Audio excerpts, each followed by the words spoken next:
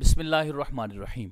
محدثین کرام کے تعارف میں آج جس شخصیت کا تعارف کروایا جائے گا وہ ہیں علامہ عبدالحی لکھنوی۔ عظیم الشان علمی شخصیت ہیں، سرزمین ہند کے ساتھ تعلق ہے۔ علامہ عبدالحی لکھنوی آپ کا جو نسب اور خاندان، جو سلسلہ نسب ہے اور القاب ہیں وہ کیا ہیں؟ ابو الحسنات عبدالحی بن عبدالحلیم بن امین اللہ بن محمد اکبر، سہالوی، فرنگی محلی، لکھنوی، حنفی رحمہ اللہ ہے۔ علامہ عبدالحی لکھنوی آپ کی ولادت 1264 ہجری کو ہند کی ایک ریاست ہے اتر پردیش، اس کا ایک شہر ہے باندہ، اس شہر کا ایک علاقہ ہے بندیل کھنڈ، وہاں پر آپ کی ولادت ہوئی۔ علامہ عبدالحی لکھنوی کا جو سلسلہ نسب ہے وہ حضرت ابو ایوب انصاری صحابی رسول رضی اللہ تعالیٰ عنہ صلی اللہ علیہ وسلم ان سے جا کر ملتا ہے۔ علامہ عبدالحی لکھنوی آپ کو جس خاندان کے اندر تربیت اور پرورش پانے کا موقع ملا وہ خاندان عالمانہ زندگی اور مذہبی زندگی رکھتا تھا۔ آپ کا سارا گھرانہ مذہبی گھرانہ تھا۔ آپ کے والد عالم دین تھے اور انہوں نے کئی کتابیں لکھی تھی، کئی کتب کے وہ مصنف تھے۔ انہوں نے آپ پر بڑی محنت کی۔ تو علامہ عبدالحی لکھنوی رحمہ اللہ آپ کی ساری ہسٹری میں بیان کرتا ہوں، اس سے پہلے آپ کے جو القاب ہیں، سہالوی لقب ہے، وہ کس کی طرف منسوب ہے؟ وہ سہالی گاؤں کی طرف منسوب ہے جو لکھنؤ کا ایک قصبہ ہے، اس کی طرف منسوب ہے۔ اور سہالی کے بارے میں خود ہی علامہ عبدالحی لکھنوی نے اس کا اعراب بیان کرتے ہوئے فرمایا سہالی بکسر السین، سین کے کسرہ کے ساتھ بیان کیا ہے۔ اور دوسرا جو لکھنوی لکھا جاتا ہے اس کے بارے میں فرماتے ہیں کہ اس کا جو اعراب ہے لکھنؤ، اصل میں یہ ایک اس کا اعراب ہے لکھنؤ اور دوسرا ہے لکھنؤ، یہ دو اس کے اعراب ہیں۔ اور ایک اور اعراب بھی ذکر کیا جاتا ہے اس کا، یعنی جو اس کا تلفظ اور جو لفظ ہے وہ بتایا جاتا ہے، ایک ہا کے ساتھ ہے اور ایک ہا کے بغیر ہے۔ لکن یہ خود ہی علامہ عبدالحی لکھنوی نے یہ خود ہی دونوں اس کے جو تلفظ ہیں اور دونوں لفظ ہیں وہ خود ہی بیان فرمائے ہیں، ایک لکھنوی اور ایک لکھنوی، یہ دونوں انہوں نے بتائیں۔ اب اس کا اعراب کیا بتاتے ہیں علامہ عبدالحی لکھنوی؟ خود اس کا اعراب بتاتے ہیں، وہ فرماتے ہیں لکھنؤ بفتح اللام و سکون الکاف، لک و فتح النون، اور نون کے فتح کے ساتھ لکنا، پھر اس کے آگے واو آتا ہے اور یا کی وجہ سے، اور جو واو ہے وہ بیسیکلی تو ساکن ہے، لکنؤ اصل میں یہ لفظ ہے، لیکن جب اس کی نسبت کرتے ہیں تو یا کی وجہ سے پھر واو کے نیچے بھی کسرہ آ جاتا ہے، تو اس کو پڑھتے ہیں لکھنوی یا لکھنوی۔ خود انہوں نے بتایا ہے کہ اس میں کاف کے بعد ہا بھی شامل کی جاتی ہے اور بغیر ہا کے بھی پڑھا جاتا ہے، لکھنوی یا لکھنوی، یہ اعراب انہوں نے خود بتایا۔ ان کے ساتھ ایک اور لقب لگایا جاتا ہے فرنگی محلی۔ یہ جو فرنگی محلی لقب لگایا جاتا ہے اس کی وجہ بھی انہوں نے خود بیان کی ہے کہ فرنگی محل میں میرے آباء و اجداد جو تھے وہ اس کے اندر رہتے ہیں، وہ اس کے اندر قیام پذیر ہے فرنگی محل کے۔ اور یہ جو فرنگی محل ہے اس کو کیوں فرنگی محل کہا جاتا ہے اس کی وجہ بھی علامہ عبدالحی لکھنوی نے خود ہی بیان فرمائی ہے۔ وہ کیا فرماتے ہیں کہ یہ ایک نصرانی تاجر ہے، نصرانی تاجر تھا جس کی ایک قیام گاہ تھی، تو اس کی طرف نسبت کر کے اس کو فرنگی محل کہا جاتا ہے، تو اس کی طرف نسبت کرتے ہوئے ان کو فرنگی محلی کہا جاتا ہے۔ بعد فا کے نیچے زیر بھی اس کو پڑھتے ہیں اور زبر بھی پڑھتے ہیں۔ تو یہ آپ کا جو خاندان تھا وہ پڑھا لکھا اور مذہبی خاندان تھا۔ بچپن میں 5 سال کی عمر میں تقریباً آپ نے حفظ قرآن کریم کا آغاز کر دیا تھا، 10 سال کی عمر تک اس کی تکمیل ہوتی ہے اور اس کے دوران ہی آپ کے والد صاحب آپ کو درس نظامی کی کتابیں پڑھاتے ہیں۔ شروع سے لے کر آخر تک تمام کتب، ماں سوائے فارسی کی چند ایک کتب کے، باقی تمام کتب انہوں نے اپنے والد صاحب سے پڑھی۔ علامہ عبدالحلیم لکھنوی جو ہیں ان سے اپنے والد سے ساری درس نظامی کی کتب مکمل طور پر جو نصاب تھا اس وقت اس کے مطابق جو ہے وہ انہوں نے ساری کتابیں اپنے والد صاحب سے پڑھی۔ ہاں ماں سوائے حساب اور ریاضی کے۔ حساب اور ریاضی کی جو کتابیں تھیں وہ انہوں نے مختلف شخصیات سے پڑھیں، جس طرح کہ آپ کہہ سکتے ہیں کہ ریاضی اور حساب مولانا نعمت اللہ اور خادم حسین عظیم آبادی سے انہوں نے پڑھی تھی۔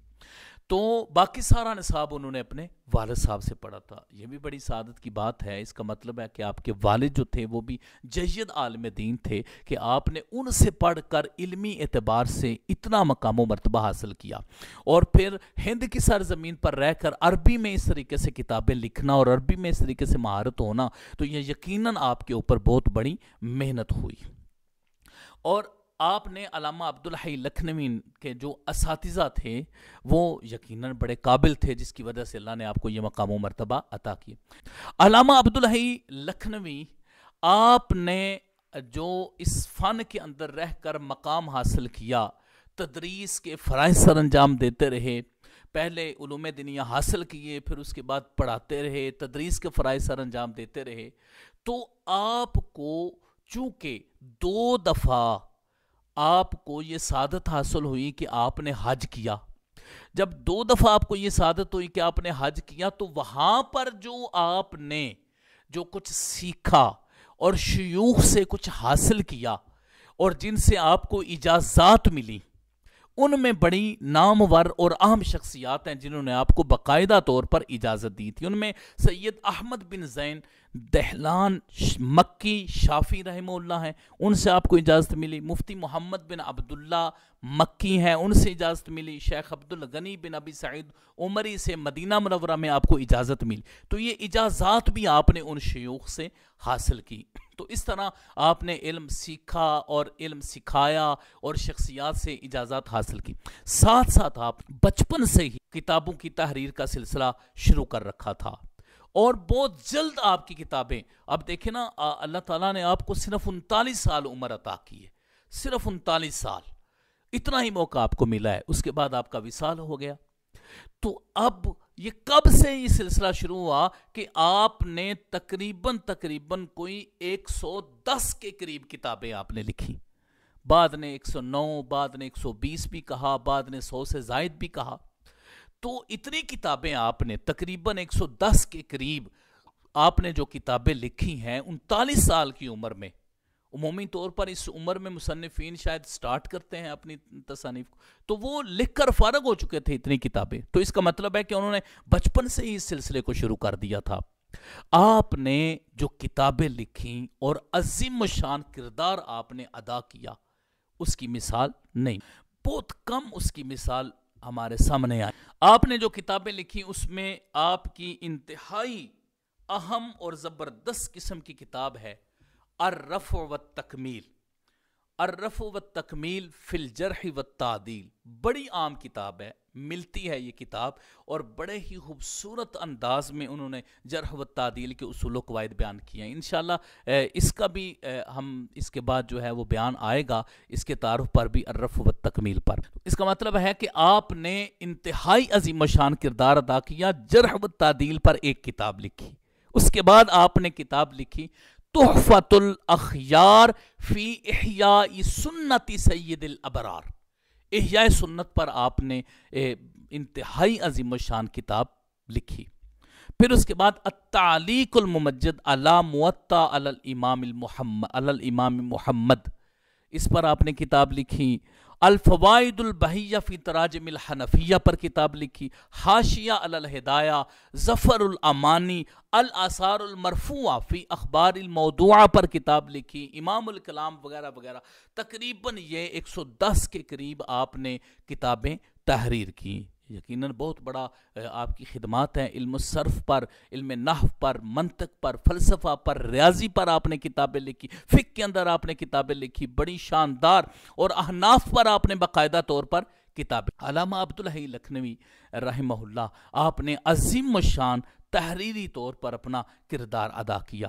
اس کے علاوہ علامہ عبدالحی لکھنوی نے جو اپنا کردار ادا کیا، اس میں 3 کتابیں بڑی اہم ہیں کہ جب نبی کریم صلی اللہ علیہ وسلم کی قبر مبارک کی زیارت پر، روضہ مبارکہ کے پاس حاضری پر بات ہوئی، کچھ لوگوں نے کہا جی ادھر نہیں جانا چاہیے ہے، یا باقی جو چیزیں جو بھی وہ لوگ دلیل بنا کے تو رسول اللہ صلی اللہ علیہ وسلم کے روضہ پاک پر جانے سے منع کر، ان کے رد میں علامہ عبدالحی لکھنوی نے کتابیں لکھی ہیں، سعی المشکور فی رد المذہب المعصور، ایک یہ کتاب انہوں نے لکھی، دوسری الکلام المبرور فی رد القول المنصور کے نام سے کتاب لکھی، تیسری آپ نے لکھی الکلام المبرم فی نقص القول المبہم، اس پر آپ نے کتاب لکھی اور اس کے اندر رد لکھا اور ثابت کیا کہ رسول اللہ صلی اللہ علیہ وسلم کے روضہ اقدس پر جانا جو ہے وہ انتہائی برکات کا حامل ہے، اس پر ممانت کی کوئی ایسی وجہ نہیں ہے۔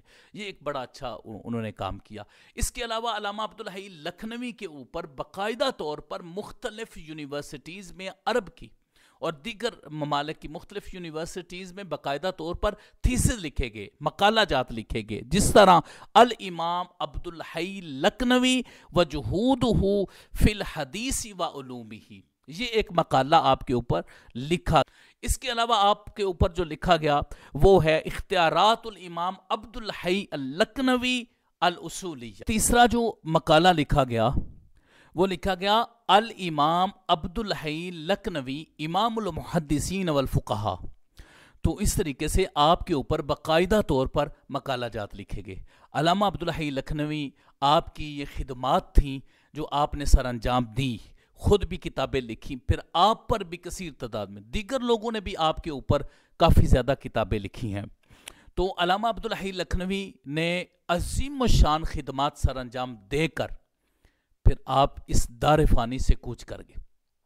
بہت مختصر سی زندگی اللہ رب العزت نے آپ کو عطا کی، تقریباً 39 سال آپ کی عمر تھی، اور 39 سال کتنی بھی عمر ہوتی ہے، ابھی تو آدمی جوان ہوتا ہے 39 سال کی عمر میں، اور 39 سال کی عمر سے پہلے پہلے انہوں نے یہ سارے خدمات سر انجام دیں، انہوں نے کاوشیں کی، تحقیقات کی، اور ایسی کتابیں لکھی کہ جو باقاعدہ طور پر نصاب کا حصہ بنی۔ علامہ عبدالحی لکھنوی رحمہ اللہ، آپ کا وصال 1304 ہجری کو ہوا، اور لکھنؤ کے اندر ہی، اور وہاں پر ہی قبرستان باغ انوار یا باغ مولانا انوار، اسی مقام پر اپنے آبائی قبرستان میں جہاں پر آپ کے اعزاء و اقرباء پہلے سے ہی موجود تھے، وہاں پر آپ کی تدفین ہوئی۔